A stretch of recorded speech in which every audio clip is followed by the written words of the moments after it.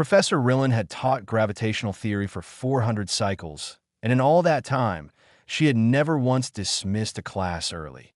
The lecture hall of Ohlony's Academy floated in orbit around twin suns. 3,000 students filled the curved seats, their bodies as different as the worlds they came from. Some had scales that caught the starlight. Others were made of living crystal. A few were simply clouds of organized gas held together by magnetic fields. All of them had come to learn from the greatest physics teacher in 12-star systems. Rillen stood at the center of the hall, her 6 limbs moving gracefully as she drew equations in the air with light. Her skin shifted colors as she spoke, a trait of her Dravini species.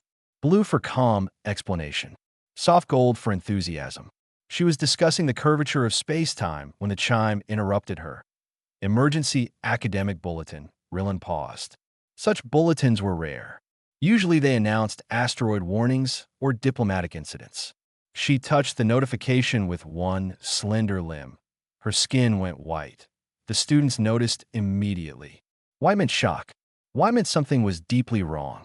They watched as their professor read the bulletin once, twice, 3 times. Class dismissed, Rillen said quietly. Nobody moved. In 400 cycles, this had never happened. I said class dismissed. Students began to leave, whispering to each other. What could possibly make Professor Rillen abandon the lecture? Some checked their own devices for the bulletin.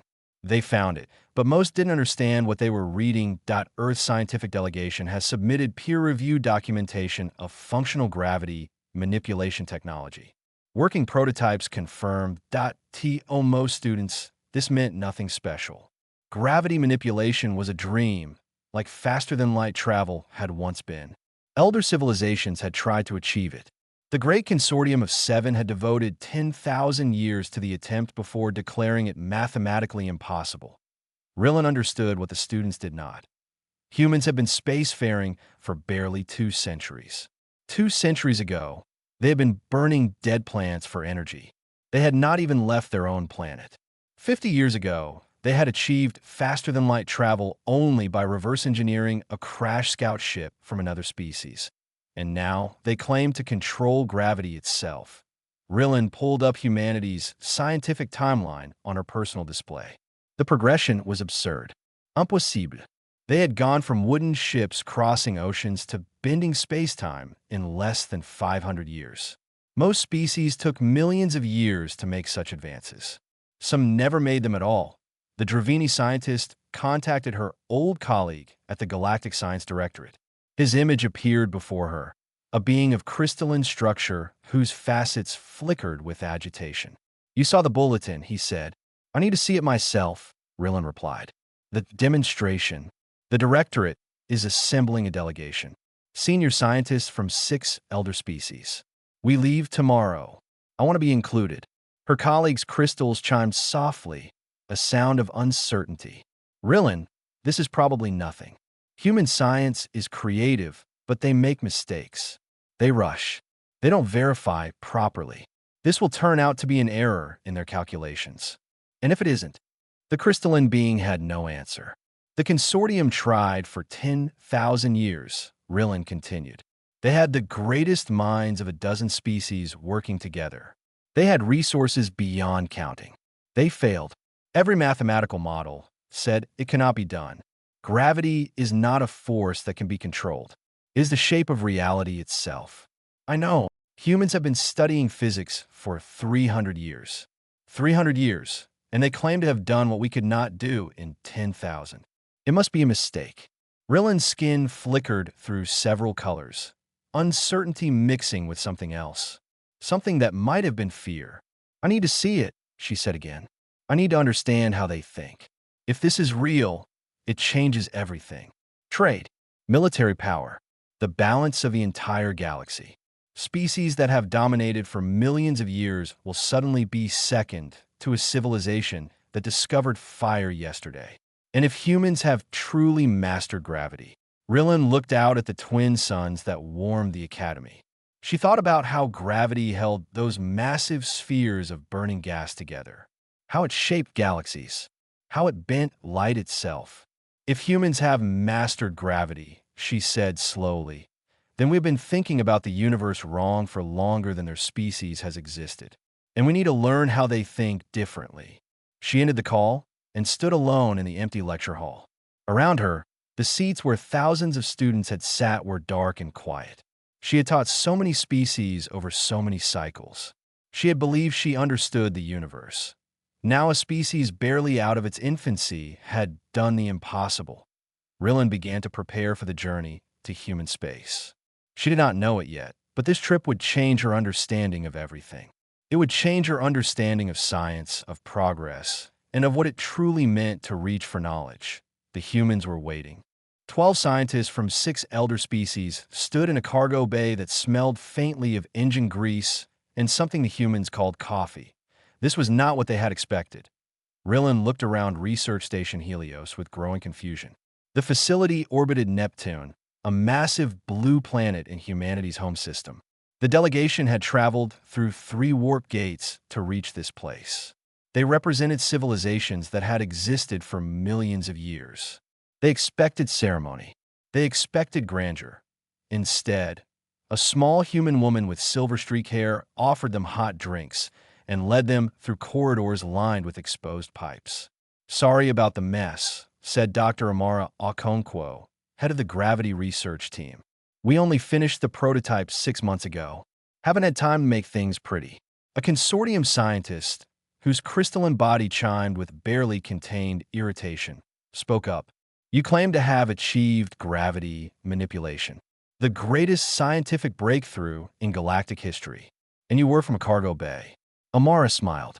"The universe doesn't care if your lab is fancy. It cares if your math is right." The delegation exchanged glances. Humans were known for being casual, but this seemed excessive. Still, they followed the small woman deeper into the station. The laboratory was exactly as unimpressive as the rest of the facility. Equipment was bolted to the floor and walls in ways that suggested rapid assembly. Wires ran everywhere. Rillin noticed strips of gray adhesive tape holding some components together. "Is that tape?" she asked. "Duct tape," one of the young human researchers said cheerfully. "Holds a universe together." The delegation did not know if this was a joke, but to the center of the room sat the device. It was a ring of dark material roughly 2 meters across, surrounded by machines that hummed with contained power. By galactic standards, it looked primitive, almost crude. "This is it." The consortium scientists' crystals flickered with skepticism. "This is the device that manipulates gravity?" Amara nodded. "Would you like to see it work?" Without waiting for an answer, she touched a panel. The ring began to glow with soft blue light. The hum of machinery grew deeper, vibrating in ways that Rillin felt in her bones. The steel sphere the size of a human head floated out from a container and drifted to the center of the ring. It hung there, motionless, suspended in empty space. "Magnetic suspension," the consortium scientist said dismissively. "A simple trick." "Watch," Amara said. The sphere began to move. It traced an elliptical path through the air, orbiting around a point where nothing existed. No object, no visible force. Just empty space with something invisible at its center that Rillin's skin went pale blue. "Fear. That's impossible," she whispered. "We created a gravitational center point," Amara explained. "A place where space-time curves as if mass exists, even though it doesn't. The sphere is falling around that point, just as a planet falls around a star." The consortium scientist pushed forward, his crystalline form scraping against the floor. "Show me the mathematics." "Now." Amara handed him a data tablet. As the ancient scientist read, his crystals stopped flickering. They went completely still. In a species that meant profound shock. "These equations," he said slowly, "they violate the third theorem of gravitational limitation. They ignore the Chinvorik's constant entirely. This math should not work." And yet, Amara gestured at the orbiting sphere. "How? How did you approach this differently?" Amara thought for a moment, choosing her words carefully. "For thousands of years, civilizations have tried to generate gravity, to create mass or simulate its effects. We tried that too. We failed, just like everyone else." She walked to the sphere and touched it gently. It continued its orbit, passing around her hand. Then one of my students asked a strange question. She asked, what if gravity isn't really a force? What if it's just space-time's natural state, and we've been thinking about it backward? Instead of creating gravity, what if we simply convinced space-time that it was already curved? That's absurd, the consortium scientist said. Yes, it was a stupid question. The kind of question a child would ask. Amara smiled. We encourage stupid questions here. Sometimes they lead to smart answers. Rillin stepped closer to the device. Her scientific mind was racing. She had spent centuries studying gravity. She had accepted certain truths as absolute. Now those truths were crumbling before her eyes. Do you understand what you've done? She asked quietly. We've learned something new. You've changed everything. Warfare, construction, medicine, transportation. Every aspect of galactic civilization will be transformed by this technology. Species that have held power for millions of years will lose their advantage overnight. Amara's expression grew serious. We know. That's why we invited you here. We're not keeping the secret. We want to share it. The delegation stood in stunned silence. In the center of the room, the steel sphere continued its impossible orbit, falling forever around a point of nothing. The humans had not just discovered a new technology. They had rewritten the rules of the universe, and they were offering it freely. 15,000 delegates argued in the Great Chamber while the stars burned cold and distant beyond the windows. The Galactic Council had not seen such chaos in 10,000 years. Species that normally communicated through careful diplomacy were shouting. Beings of light pulsed with aggressive frequencies. Crystalline politicians cracked with stress. Gas form representatives compressed into dense, angry clouds. The topic was simple. Humanity had mastered gravity. What should the galaxy do about it? They must share the technology immediately, demanded a representative from the Vorn Collective. This knowledge belongs to all civilizations. Share it? They should be contained, countered a delegate from the Rim territories. A species so young with such power is dangerous. They cannot be trusted. Perhaps they stole it. No species advances this quickly. They must have found something. Ancient technology. Hidden knowledge. The accusations flew back and forth. Fear made the delegates cruel. Pride made them stubborn. In all the shouting, no one asked the humans what they wanted. Far from the council chambers, Professor Rillin sat in a quiet archive on Research Station Helios. Amara had granted her full access to human scientific records. While politicians argued, Rillin wanted to understand something more important than politics. She wanted to understand how humans thought. For 3 days, she read. She studied human scientific history from its primitive beginnings. She learned about humans who had been burned alive for suggesting the Earth moved around the sun. She read about experiments that had failed thousands of times before succeeding once. She discovered that humans had built their entire scientific tradition on a strange principle: question everything, trust nothing, test repeatedly. IT was chaos. Beautiful, productive chaos. Rillin found the records of the Gravity Manipulation Project. For decades, human scientists had tried the same approaches that elder species had used. They failed in all the same ways. The mathematics said it was impossible. The experiments confirmed the mathematics. Then she found a single notation from 7 years ago. A graduate student named Benjamin Asare had asked a question during a conference. The question was recorded only because someone had joked about it. What if gravity isn't a force at all?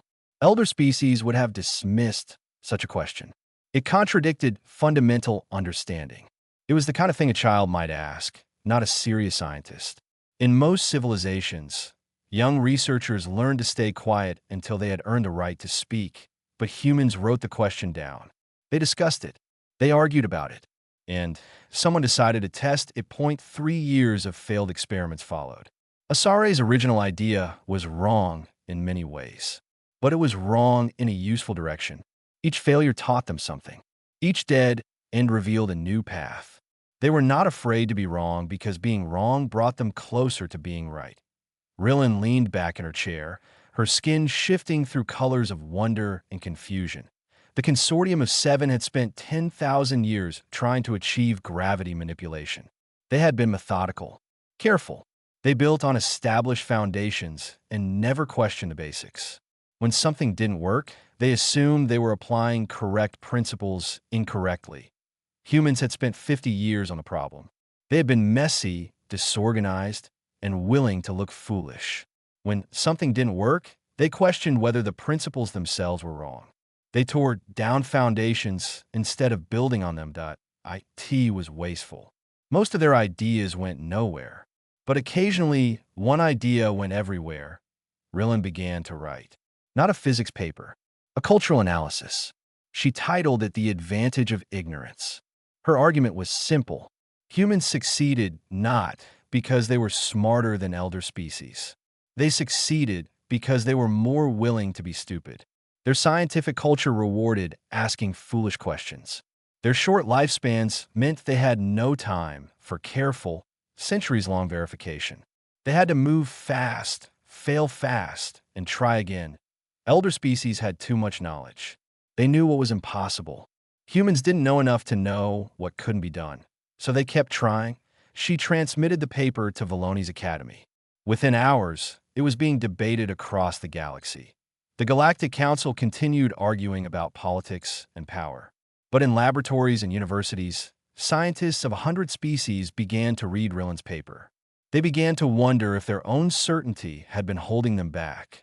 Meanwhile, on Research Station Helios, Amara reviewed the council proceedings with weary eyes. Politicians were debating how to control her discovery. Some wanted to make humanity rich. Others wanted to make humanity a threat. None of them understood. The discovery was already free. The mathematics had been published. Anyone could build the device now. The secret was out. The only question was what the galaxy would do with it. And that question was about to become much more complicated. Because something had heard humanity's gravitational experiments across the vast darkness of space. Something was waking up. Something was coming. A city floated above the clouds of Venus, held aloft by nothing but carefully shaped space-time. 0.5 years had passed since the demonstration. The galaxy had changed in ways no one predicted. Human engineers had not kept their technology locked away. They had shared it freely, teaching any species willing to learn. Now gravity manipulation devices powered construction projects across 1,000 worlds. Mining operations extracted resources from gas giants by reaching deep into their cores. Ships no longer needed engines to move. They simply fell in whatever direction they chose. But it was the medical applications that changed Rillen's understanding of humanity. She stood in a human hospital ship orbiting a Dravini colony world. The vessel had arrived 3 weeks ago, offering free treatment to any patient who needed it. Rillen had expected propaganda. She had expected humans seeking political advantage through charity. She found something else entirely. A young human girl named Sophia lay in a bed surrounded by gentle gravitational fields. She had been born with a condition that made her bones too weak to support her body. In normal gravity, she could not walk. She could barely move without pain. The gravity envelope around her bed was carefully tuned. It supported her skeleton while allowing her muscles to work. For the first time in her 8 years of life, Sophia was learning to walk. Rillen watched as the child took 3 unsteady steps, then 4, then 5. Human doctors and nurses cheered. Sophia's parents wept with joy. This technology, Rillen said to the doctor beside her. You developed it for your own people. We developed it because people needed it, the doctor replied. Doesn't matter which people. Across the galaxy, similar scenes played out. A dying star system had been stabilized by human engineers who wrapped the expanding sun in a gravity shell. 3 worlds with 12 billion inhabitants had been saved. The species on those worlds had spent centuries viewing humans with suspicion. Now, they owed their existence to human intervention. Not everyone was grateful. Some saw human generosity as a threat. The Consortium of Seven had led galactic science for millions of years. Now, they had to ask young humans for help. It was humiliating. Old powers do not easily accept new ones. And there were darker developments, too, that a group of pirates had stolen a gravity device from a transport ship. They used it to attack a space station in the outer territories. The station's structure had been crushed like paper, folded by forces its builders never anticipated. 14,000 people died in minutes. Gravity manipulation as a weapon was terrifying, and humans had created it. Rillin traveled to Earth for the first time. She wanted to ask the question that had haunted her since the technology spread across the stars. She found Amara in a garden in Lagos, a city that gleamed with a mixture of old architecture and new floating structures. The scientist was older now, her hair fully white, her movements slower. But her mind remained sharp. "You wanted to see me," Amara said, offering Rillin a seat among flowering plants. "I have a question." "You come a long way for a question." Rillin's skin shifted through uncertain colors. 14,000 people died on that station, killed by your technology. Amara's expression grew heavy. "Yes, your discovery has saved billions of lives, but it has also ended thousands. The potential for destruction is enormous. Entire planets could be crushed. Stars could be destabilized." Rillin paused. "Do you regret it? Do you regret giving this power to the galaxy?" Amara was silent for a long time. She looked at the flowers around her, at the sky where ships moved without engines, at the world her work had helped create. "No," she said finally. "How can you say that? People are dying. People were always dying. The universe is dangerous. Knowledge is dangerous. Fire is dangerous, but humans learn to use it anyway. Amara met relance gay steadily. The question is never whether dangerous tools will exist. They always will. The question is whether good people will have them too." Before Rillin could respond, both their communicators chimed with an emergency alert that a transmission had reached Earth. It came from the edge of mapped space, from a direction where no known civilizations existed. The message was simple, carried on gravitational waves that only the most sensitive equipment could detect. Something had noticed humanity's experiments, something ancient and vast and utterly unknown, and it was coming to find them. Space folded above Earth's moon like cloth being wrinkled by an invisible hand. Every sensor in the solar system screamed warnings. Every ship went on high alert. Weapons powered up across a dozen defense stations. But no one fired. No one knew what they were looking at. The visitor was not a ship. It was not made of metal or crystal or any material the galaxy had cataloged. It appeared as a shimmer in the darkness, a region where starlight bent in ways that hurt the eyes. It was there and not there, solid and empty, present in a way that defied simple description. The Quiet One had arrived. Rillin watched from an observation deck as human diplomats tried to make contact. Radio signals passed through the entity without effect. Light-based communication was absorbed and scattered. Nothing worked. Then Amara stepped forward. She was 83 years old now, frail in body but still brilliant in mind. She had spent her life studying gravity. She understood space-time better than almost any human alive. And she realized something the diplomats had missed. The visitor was not ignoring their communications. It simply did not experience reality the same way. Amara requested a gravity manipulation device. She used it to create subtle curves in space-time, patterns that rose and fell like words in a language no one had spoken before. It was not speech. It was mathematics made physical, poetry written in the fabric of existence. The shimmer responded. For 3 days, Amara and the Quiet One exchanged gravitational patterns. Slowly, painfully, understanding formed between them. The Quiet Ones were ancient beyond measure. They had watched the universe since before most galaxies formed. They were not made of matter at all. Their bodies were organized patterns in space-time itself, beings of pure gravitational distortion that drifted between the stars. They had observed countless civilizations rise and fall. They had seen species discover fire, build cities, reach for the stars, and destroy themselves.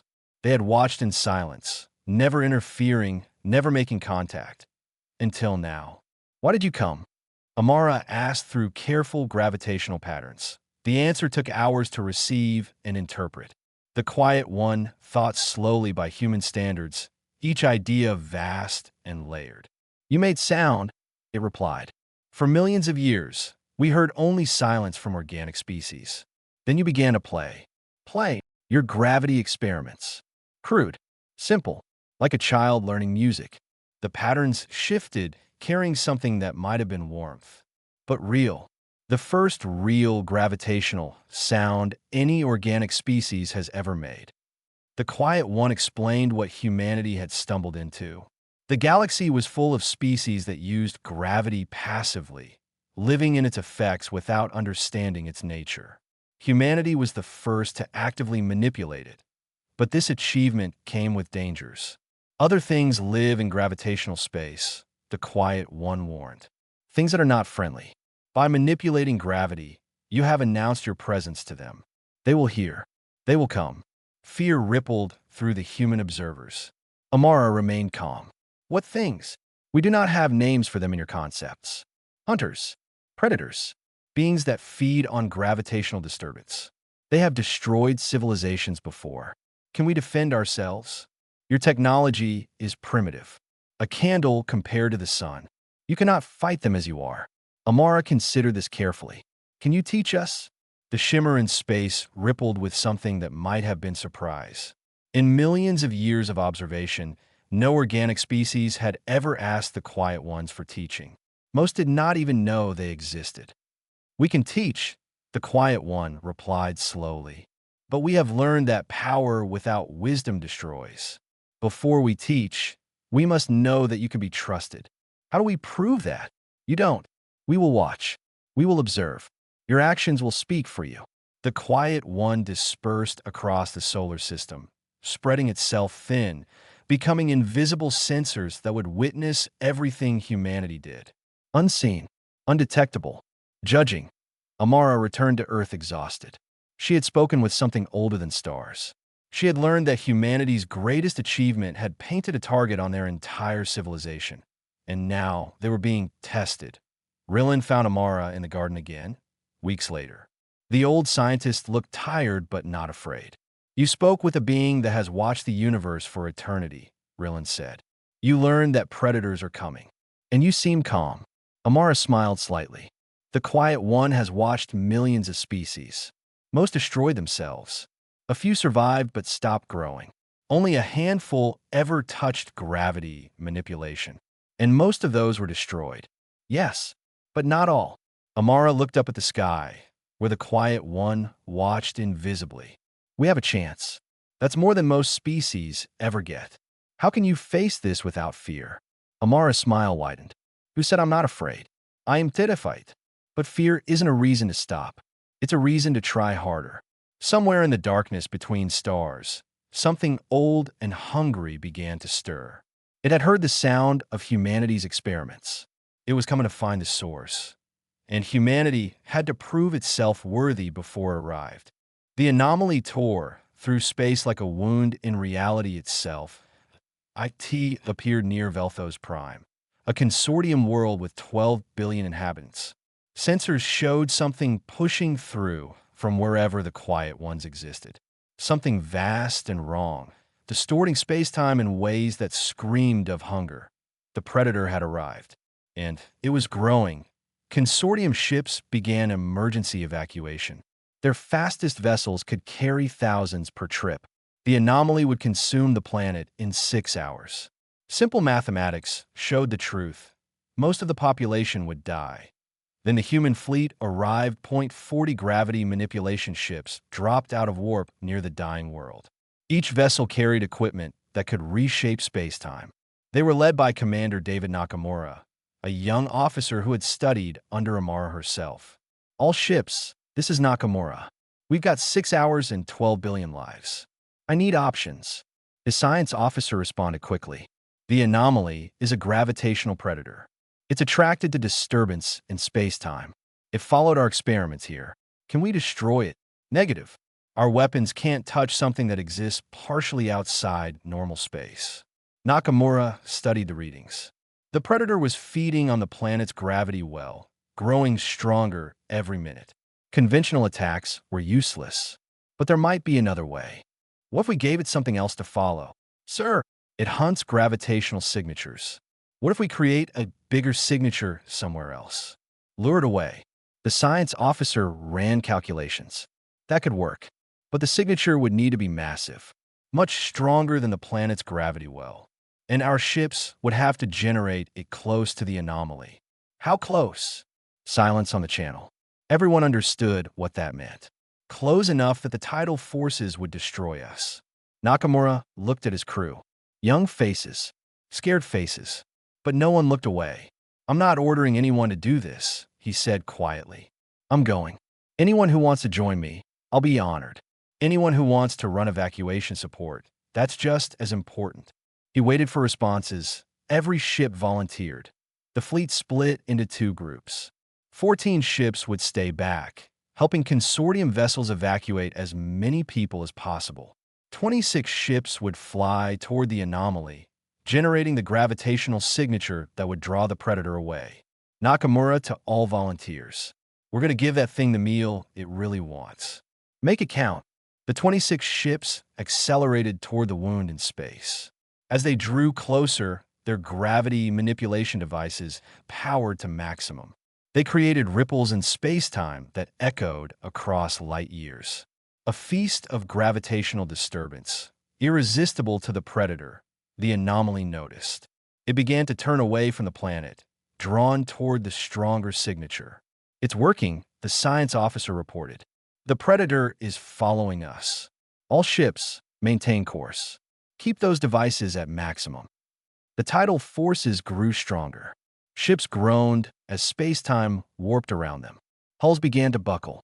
Warning alarms screamed through every corridor.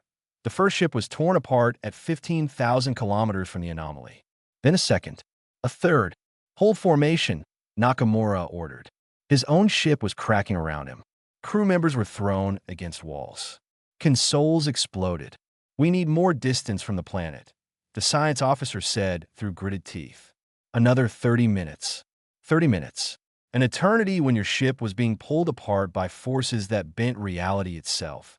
Ship after ship was destroyed. Crews died instantly as their vessels folded into impossible shapes. But the survivors held course. They kept their devices running even as their worlds ended around them. 26 ships entered the anomaly's range. 14 came out, but it was enough. The predator followed the trail of gravitational disturbance away from Velthos Prime. Consortium evacuation ships continued their work uninterrupted. By the time the anomaly dissipated, taking the predator with it, 11 billion lives had been saved. 0.1 billion could not be reached in time. But without the human sacrifice, all 12 billion would have died. The galaxy watched in stunned silence. Humans had not fought for their own world. They had not protected their own people. They had given their lives for a species that had treated them with suspicion and resentment for decades.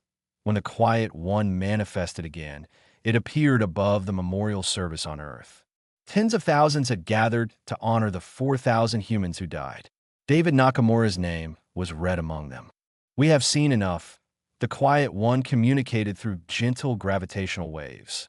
Amara, ancient and weary but still standing, received the message. You tested us. All species are tested. Most fail. They use power for conquest. They protect only themselves. The patterns shifted with something like respect. Your people died for strangers who feared them. This is rare. This is worthy. What happens now? Now we teach. True gravitational manipulation.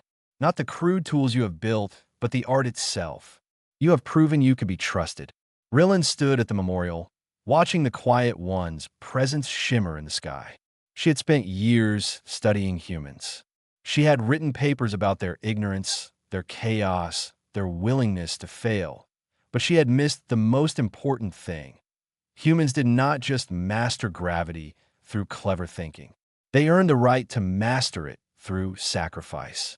They proved that power in their hands would not be used for destruction alone. She began writing her final paper. She titled it, Why They Came for Us. Her conclusion was simple. The Quiet Ones had watched humanity make mistakes. They had seen human greed, violence, and stupidity.